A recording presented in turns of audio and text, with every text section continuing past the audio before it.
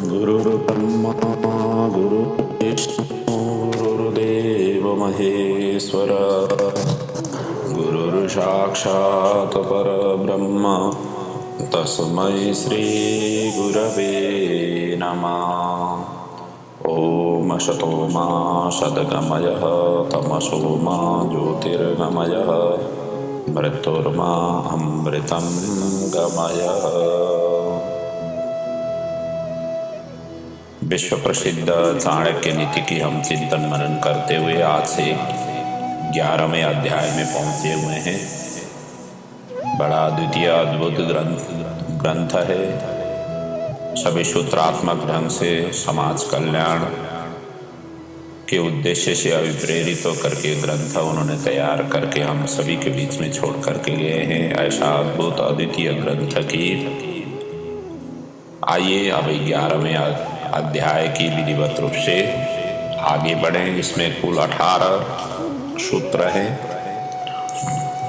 पहले श्लोक में कहते हैं दातृत्वं प्रियवक्तृत्वं धीरत्वं उचितज्ञतः अभ्यासेन न लभ्यन्ते चत्वारः सहजा गुणाः। ये 4 प्रकार की गुण अभ्यास से नहीं, ये सहज रूप से मनुष्य के अंदर में होती है। परमात्मा ने पैदा करते ही ये गुण साथ में ही दे करके भेजे हुए होते हैं और ये गुण को आपको अभ्यास करके प्राप्ति की नहीं जा सकती है। वो क्या है 4 गुण? कहते हैं दान देने का स्वभाव। दान देने वाला व्यक्ति हर जगह दान देने के लिए ही उत्सुक रहता है और नहीं देने वाला व्यक्ति सुपात्र मिलने पर भी वो दान देता नहीं है। और दूसरा है मधुर वाणी। ये स्वभाव से प्रभु ने ही भेजे हुए होते हैं। तीसरा है धैर्य और उचित की पहचान। धीरत्वम उचितज्ञता, धैर्यता और उचित अनुचित की पहचान। ये अभ्यास से नहीं आती है, ये मनुष्य के स्वाभाविक गुण है, ईश्वर के द्वारा दिए गए गुण हैं। इस तरीके से जानना चाहिए। अगले सूत्र में कहते हैं आत्मा वर्गम परित्यज्य परवर्गम समाश्रयेत स्वयमेव लयम याति यथा राजान्य धर्मतः। इस सूत्र में चाणक्य जी ये कहते हैं कि अपना जो पन या अपने व्यक्तियों के को छोड़ करके दूसरों का यदि ग्रहण करने जाते हैं या उसका अवलंबन करने के लिए उद्यत हो जाते हैं तो वो भी सफल नहीं हो पाते। ये कहते हैं ना परधर्मो भयावह। गीता में कहा हुआ है ना, स्वधर्म निरत श्रेय परधर्मो भयावह। तो अपने वर्ग को छोड़ करके दूसरे वर्ग का आश्रय जो ग्रहण करता है, आत्मा वर्गम परित्यज्य परवर्गम श्रमाश्रयेत स्वयमेव लयम मानती। अर्थात अपना वो तो नष्ट हो ही जाता है, क्योंकि छोड़ करके निकल गया तो नष्ट हो ही गया है। और परधर्म का कोई निश्चय नहीं है कि वहां पर अच्छी तरह से पैर जमाएगा। यथा राजान्य धर्मतः, जैसे कि एक राजा अधर्म के द्वारा नष्ट हो जाता है, उसका भी उसी प्रकार से नष्ट होना निश्चित है।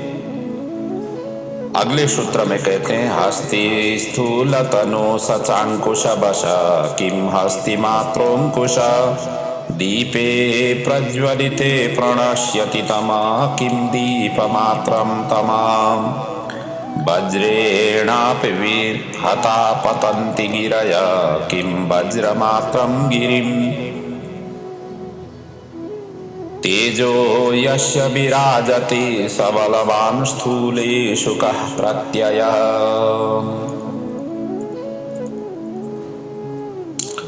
के इस सूत्र में कहते हैं कि किसी की आकार देख करके उसकी शक्ति का अनुमान नहीं लगाना चाहिए।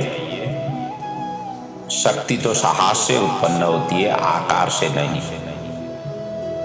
जैसा कि हाथी मोटे शरीर वाला है, हस्ती स्थूल तनु, परंतु अंकुश के द्वारा उसको वश में किया जाता है।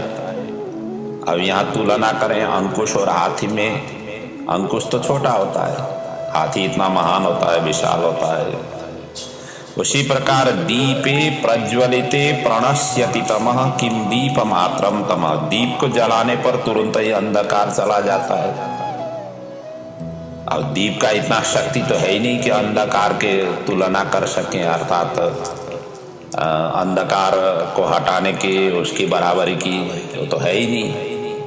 और तीसरा उदाहरण दे रहे हैं वज्र, वज्रेणापि हता पतंति गिरयः, जब वज्रपात हो जाता है, विद्युत जो चट्टान आदि जो पड़ जाती है, तो उससे बड़े बड़े पर्वत शिखर ये टूट करके गिर जाते हैं।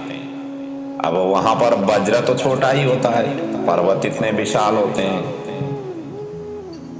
और अंतिम में कहते हैं तेजो यस्य विराजते स बलवान स्थूलेषु कः प्रत्यय, उसमें तेज ही सर्वोपरि श्रेष्ठ है, उसके साहसी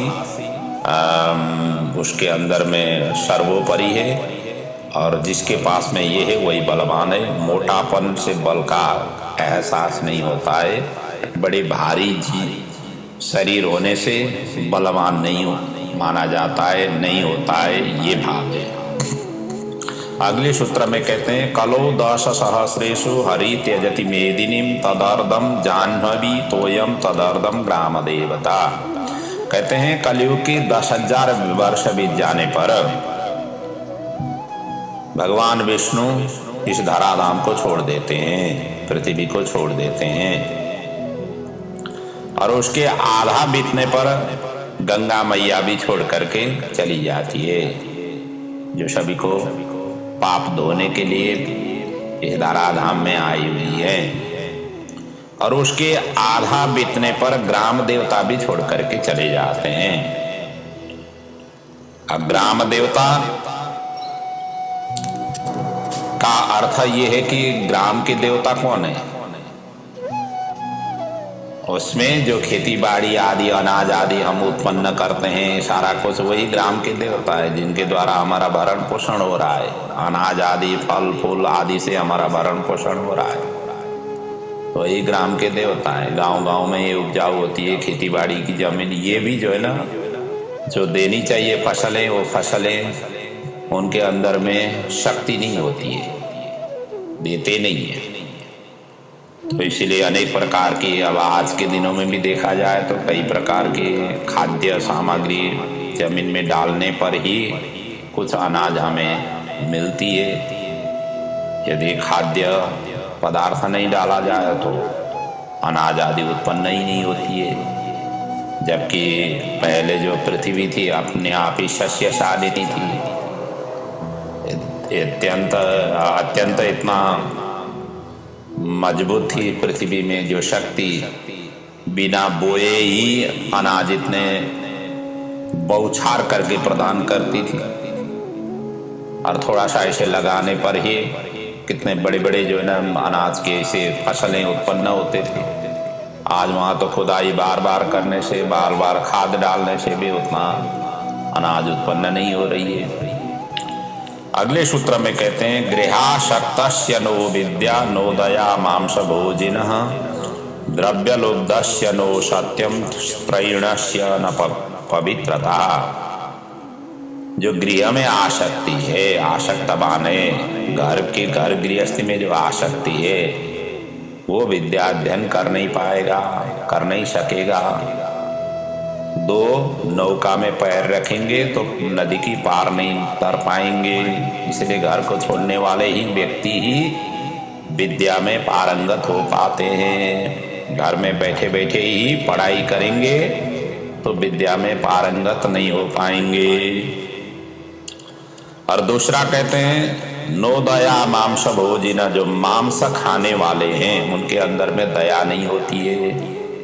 हिंसक जीव जंतु जितने भी देखा जाए वो यही तो करते हैं, जो मांस भोजी हैं वो हमेशा हमेशा ही हिंसक होते हैं। और मनुष्य भी यदि मांस भोजी अत्यधिक रूप से सेवन करते हैं उनके अंदर में दया बहुत ही कम होती है। ये है उनका कहने का मतलब।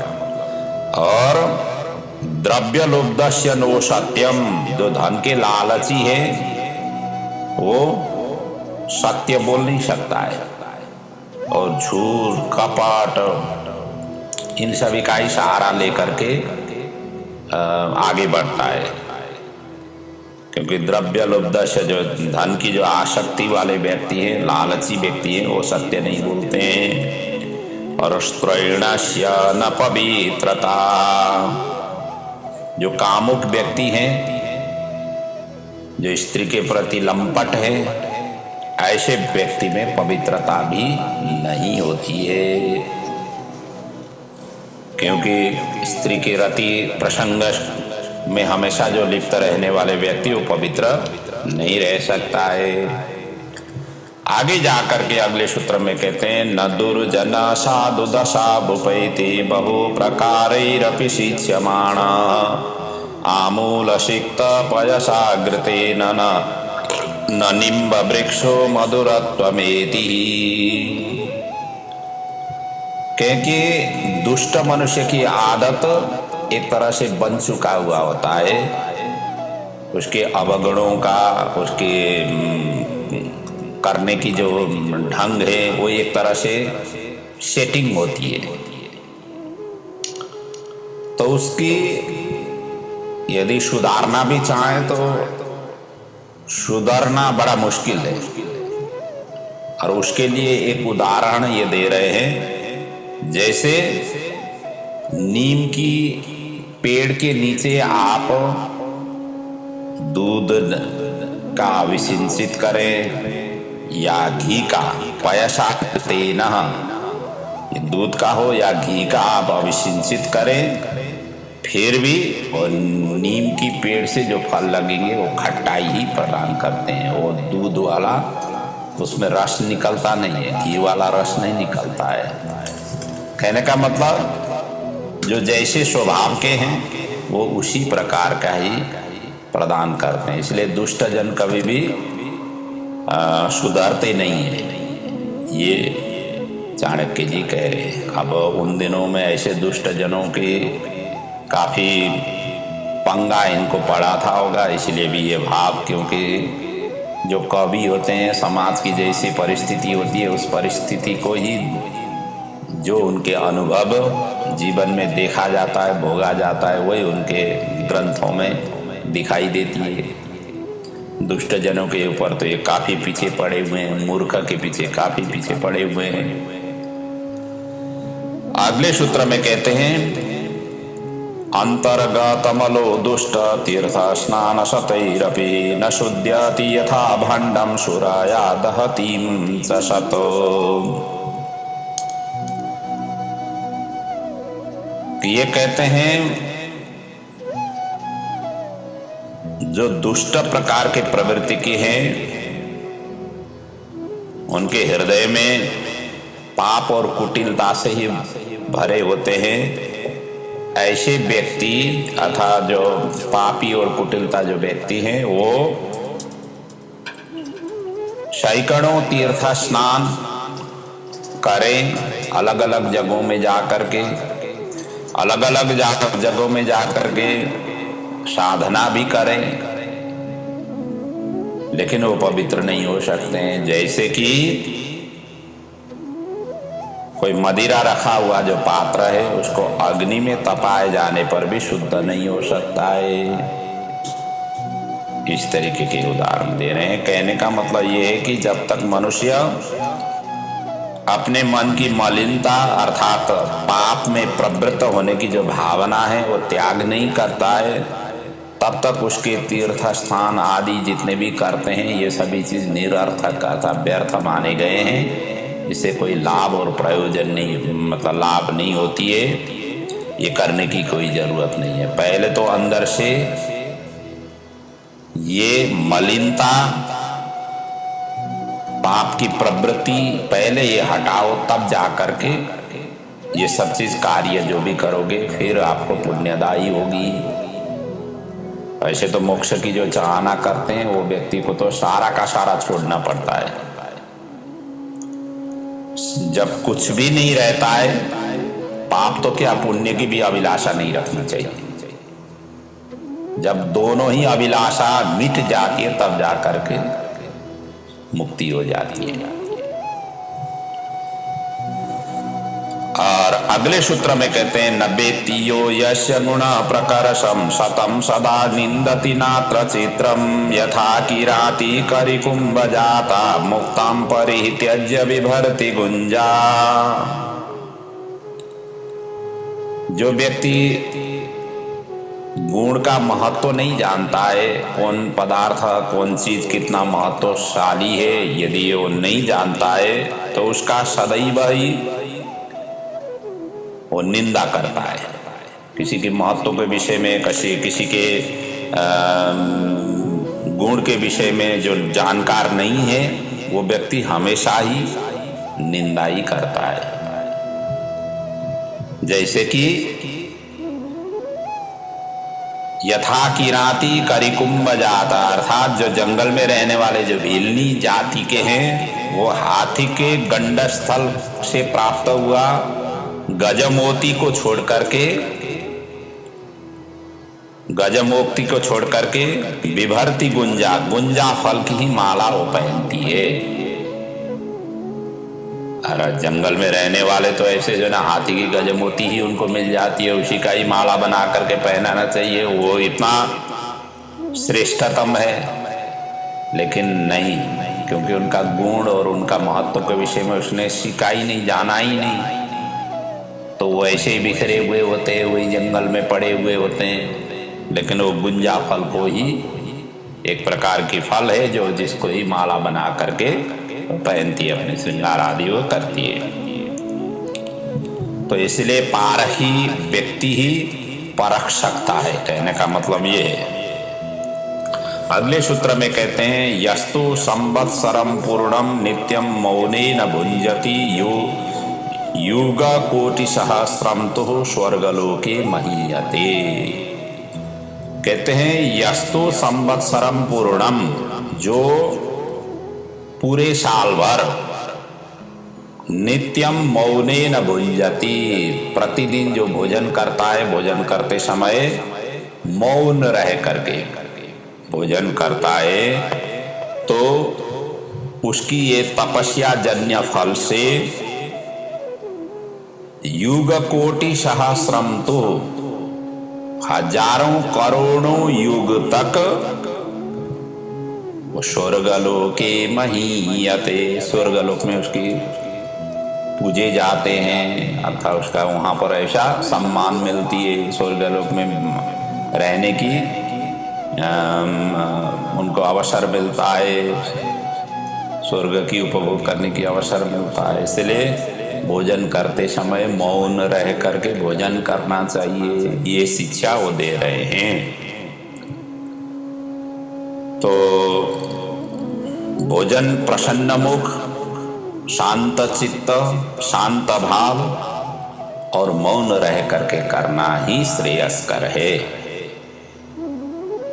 कई लोग तो जो है ना भोजन करने बैठे हुए हैं, तरह तरह के बातें करते रहते हैं, और भोजन करने में भी लगता है कि उनको कितना समय लग जाता है, उठते ही नहीं है।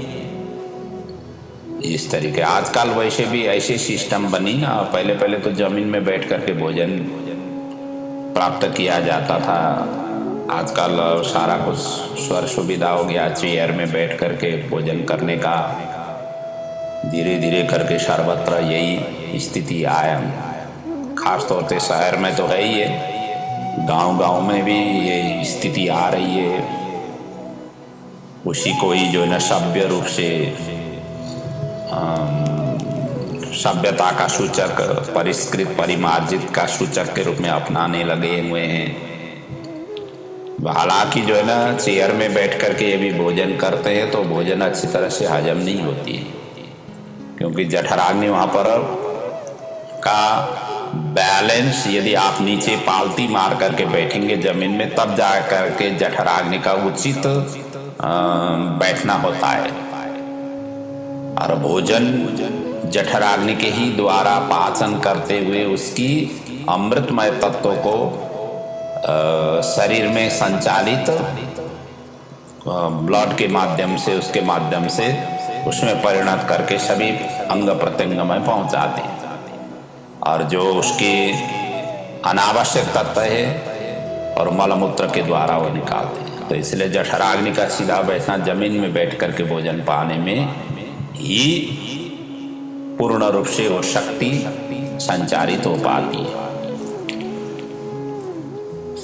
अगले सूत्र में कहते हैं कामम क्रोधम तथा लोभम स्वादम श्रृंगार कौतुके अति निंद्रा अति सेवे च विद्यार्थी अष्टवर्जयेत। विद्यार्थी को ये 8 चीज से वर्जित करना चाहिए। यदि विद्यार्थी हैं, पढ़ने लिखना उनको है, जीवन में शिक्षित बनना है, कामयाबी बनना है, तो उनको ये चीज छोड़ना चाहिए। क्या? काम, जो व्यभिचार है वो छोड़ना चाहिए। क्रोध मतलब अभिष्ट की प्राप्ति न होने पर अपने काबू से बाहर होना, इसी को कहते हैं क्रोध, यो छोड़ना चाहिए। और लोभ कहते हैं लालच, धन प्राप्ति की लालसा हो या कोई किसी की प्राप्ति की लालसा हो। और स्वाद कहते हैं अब जो जीवा को प्रिय के लिए, आज ये खाया, कल भी यही खाया था, परसों भी यही खाया था। कई लोग होते हैं ना, अपने घर में माताएं जो भी बना लेती है और 1-2 दिन कोई भी चीज रिपीट हो गया तो बच्चे कहते हैं वो भी कल भी वही दिया था, आज भी यही दिया था। इस तरीके से स्वाद की परख करने वाला व्यक्ति भी पढ़ाई नहीं कर सकता है। जो मिला उसी में ही भोजन में मस्त रहना, वही व्यक्ति पढ़ाई में आगे बढ़ पाता है। और इसी प्रकार कहते हैं श्रृंगार कौतुके। श्रृंगार मतलब साज सज्जा में, आपने जो मेकअप करने में जो ज्यादा समय व्यतीत करते हैं, सज धजने में ज्यादा करते हैं। अब इसी प्रकार सज धजने का मतलब कपड़े भी उसी तरीके से तरह तरह के, आज ये पहनना है, कल ये पहनना है, तो कितने बार रिपीट हुआ है। इस तरीके से अपने सज धज में ही समय व्यतीत कर लेते हैं, तो वो भी पढ़ाई में केंद्रीकरण नहीं हो पाते हैं। ये सब चीज छोड़ना चाहिए। जो है वो पहन लो, काम खत्म करो। और आगे जा करके अति निंद्रा, जो अत्यंत सोते हैं, नींद जो ज्यादा लेते हैं, वो भी पढ़ाई में सक्सेस नहीं हो पाएंगे। अति सेवे अति निंद्रा अति सेवे अर्थात खेलकूद, अत्याधिक सेवा, या सेवे कहते हैं अत्याधिक सेवा, अर्थात दूसरे की ज्यादा चाकरी करने वाला। अति सेवे का मतलब ये दूसरे का, किसी का जो है ना चाकरी करने वाला। ये 8 गुण विद्यार्थी के लिए दोष युक्त माने गए हैं। ये सब चीज को छोड़ना चाहिए, तब जाकर के विद्यार्थी विद्या अध्ययन अच्छी तरह से कर पाता है। अगले सूत्र में कहते हैं अकृष्ट फल मूलेन वनवासरतः सदः कुरुते अहरः श्राद्ध ऋषि विप्र स उच्यते। अब उसी को ऋषि कहा गया है, ब्राह्मण होते हुए भी वो ऋषि है। कौन? वही जो बिना जोते हुए स्थान का फल मूल को खा करके अपने साधना करता हो, और जो कहने का मतलब जो ईश्वर से प्राप्त है, प्रदत्त है, ऐसी चीजों का भोजन से वो संतुष्ट रहता हो। इसलिए कहा गया है ना, जो वानप्रस्थियों के लिए उच्च वृत्ति, तो जो संतुष्ट होने वाला हो और निरंतर वन से प्रेम रखता हो, अर्थात घर गृहस्थी से दूर जंगलों में रह करके बड़ा साधना करने में ही जो तत्पर रहता हो, और प्रतिदिन अपने पूर्वजों के प्रति, ऋषियों की, देवताओं के प्रति श्राद्ध तर्पण आदि करता हो, ऐसे ब्राह्मण ही नहीं, वो ऋषि ब्राह्मण कहा जाता है। और अगले सूत्र में कहते हैं एकाहारेण संतुष्ट षट्कर्म निरत सदा ऋतुकालाभिगामी च स विप्रो द्विज उच्यते। ये कहते हैं कि 24 घंटे में एक ही बार भोजन करता हो, भोजन ज्यादा करना में वर्जित है। एक आहारेण संतुष्ट, एक ही आहार से संतुष्ट होने वाला, एक बार भोजन से संतुष्ट होने वाला, और षट्कर्म निरता सदा। षट्कर्म 6 कर्म, 6 कर्म क्या क्या है? एक तो यज्ञ करना और यज्ञ कराना, और अध्ययन करना और अध्यापन कराना, दान लेना और दान देना, ये षट्कर्म माने गए।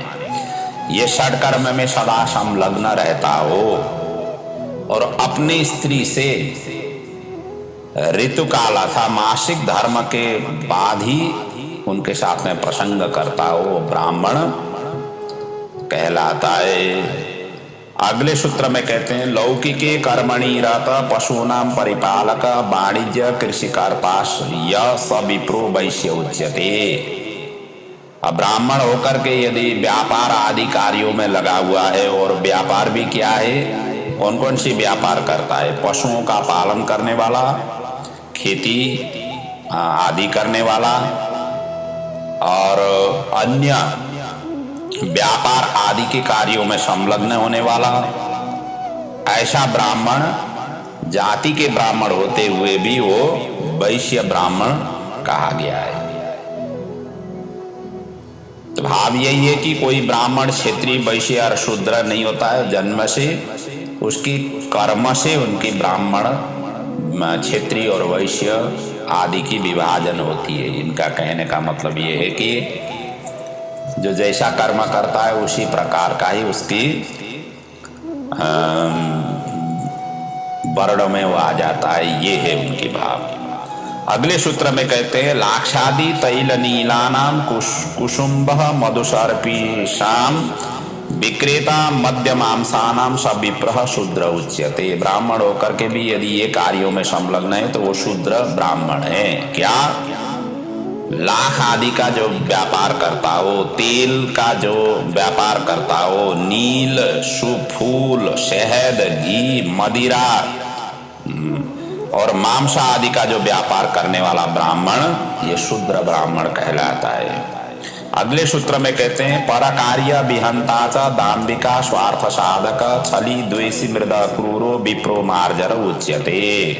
ब्राह्मण होकर के ये बिलाव के तरह है। कौन?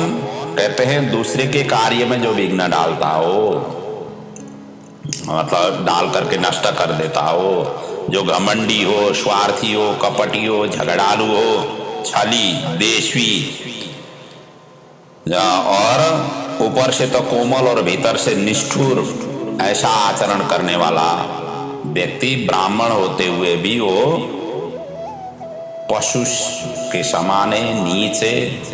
यहाँ तो बिलाव कहा हुआ है, बिल्ली की तरह है, मार्जर उच्यते, मार्जर के समान है, बिल्ली की तरह है। अगले सूत्र में कहते हैं बापी कूपतड़ागाना आरामा सुरभेश्मनाम उच्छेदने नराशंक स विप्र म्लेक्ष उच्यते। वो विप्र को, उस ब्राह्मण को म्लेक्ष कहा गया है जो बापी, बावड़ी, कुआ, तालाब, बगीचा और देव मंदिर को निर्भय होकर के जो तोड़ता है, विध्वंस करता है, और वहां पर अपनी इच्छित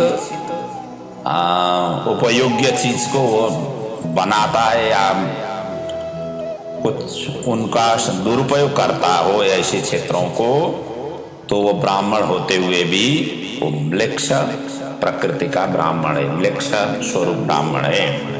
अगले सूत्र में कहते हैं देव द्रव्यम गुरु द्रव्यम परदाराभिमर्शनम निर्वाह सर्वभूतेषु विप्रः चांडाल उच्यते। कहते हैं उस ब्राह्मण होते हुए भी यदि ये कार्य करते हैं तो वो चांडाल ब्राह्मण कहा गया है। वो कौन है? कहते हैं देवताओं का धन, गुरु का धन, दूसरे की स्त्री के साथ प्रसंग करने वाला और सभी जीवों में निर्वाह करने वाला, मतलब सभी जीवों के द्वारा निर्वाह जो करता हो, अर्थात सभी का अन्न जल ग्रहण करता हो, ऐसा ब्राह्मण वो चांडाल कहलाता है, चांडाल ब्राह्मण है। इसलिए चांडाल ब्राह्मण का स्वरूप वो है। आजकल तो कई तरह के ब्राह्मण मिलते हैं, और ये चाणक्य जी ने तो आपने सीधा साध करके बता दिया है कि ब्राह्मण होते हुए भी, जाति के ब्राह्मण होते हुए भी जैसा कर्म में निरत रहता है उसी प्रकार का उसकी स्वरूप होती है, ये बता रहे हैं। ये एक तो ऋषि ब्राह्मण कहे, दूसरा ब्राह्मण कहे, तीसरा वैश्य ब्राह्मण का, चौथा यहाँ पर शूद्र ब्राह्मण का, पांचवा उन्होंने मार्जर उच्यते अर्थात बिल्ली का उन्होंने संज्ञा दिया, और आगे जा करके म्लेच्छ का, यहाँ भी आकर के चांडाल का। और अंतिम सूत्र में कह रहे हैं, इस अध्याय की अंतिम सूत्र में, देयं भोज्य धनम सदा सुकृतिभिर्नो शांतिव्यम कदा श्रीकरणस्य बलेस्य विक्रमपते अद्यापि कीर्ति स्थिता अस्माकं मधुदान भोगरहितं नष्टं चिरात् संचितं निर्वाणादिति पाणिपादयुगलं दर्शत्यहो मक्षिकाम्। अब यहाँ कहते हैं कि अपने पास में जो भी सामर्थ्य हो, ऐसे सामर्थ्य के अनुसार भाग्यशाली पुण्यात्मा सदैव ऐसे चीजों का दान करते हैं जहाँ जरूरत होती है। दान देने से, जैसे कर्ण आज भी प्रसिद्ध है, दैत्यराज बलि, बलेश विक्रमपते, विक्रमादित्य जैसे राजाओं की कीर्ति आज तक त्रिलोक में गाई जाती है। दान देने वाले भाग्यशाली पुण्यात्माओं का भी उसी प्रकार से गान होती रहेगी। और यदि आपने दान नहीं दिया तो यहाँ पर उन्होंने मधुमक्खी की उपमा दी गई है। जो दान नहीं देते हैं, जैसे मधुमक्खी क्या करती है, जगह जगहों से फूलों से वो रस चून बीन बीन करके ला करके घार में रखती है और उसको घार तैयार करती है। और जैसे घार बड़ा हो जाता है तो आ करके घार को उठा करके, शहद बनाने वाले उठा करके ले जाते हैं। इसी प्रकार यदि आपने पास में प्रभु ने दिया हुआ है धन, तो धन यदि आपने दान पुण्य आदि नहीं किए तो धन जिस तरीके से मधुमक्खी का शहद उठाया जाता है उसी प्रकार किसी न किसी तरीके से वो धन व्यय हो जाती है। इसलिए समय में ही दान आदि करना चाहिए। और वो जब इस तरीके से उठाते हैं, कोई शहद उठाते हैं, तो वो क्या करता है उस समय मधुमक्खियां क्या करती है, वो अपने पैर को रगड़ते हैं। आपने देखा होगा ऐसे जीव जंतु जो होते हैं, उस जो छोटे छोटे जीव जंतु अपने पैर को रगड़ते हैं। और इसका मतलब यह है कि यदि आपने दान भी नहीं किया तो हम भी हाथ मल मल करके ही रह जाएंगे। ये हाथ मलने से है, हम मनुष्यों के लिए हाथ मल मल करके हम रह जाएंगे, अर्थात पश्चाताप ही हमारे ऊपर में मंडरा रहेगा, अर्थात पश्चाताप ही रहेगा। इसलिए खाद्य सामग्री हो गया, ऐसे जो अन्न धन धान्य है, तो ये दूसरे के परोपकार के लिए ही समर्पित करते हुए करना चाहिए। ये उनकी भाव है। और इसी के साथ में ये एकादश अध्याय यहाँ पर पूर्ण हो रही है। बाकी की अब 17 अध्याय तक ही चाणक्य नीति का वर्णन है। तो आज की प्रसंगों को यहीं पर पूर्ण कर रहे हैं। अगले प्रसंग पुनः अगले पड़ाव में पुनः चिंतन मनन करेंगे। ओम पूर्णमदः पूर्णमिदं पूर्णात् पूर्णमुदच्यते पूर्णस्य पूर्णमादाय पूर्णमेवावशिष्यते। ओम शांति शांति शांति। ओम।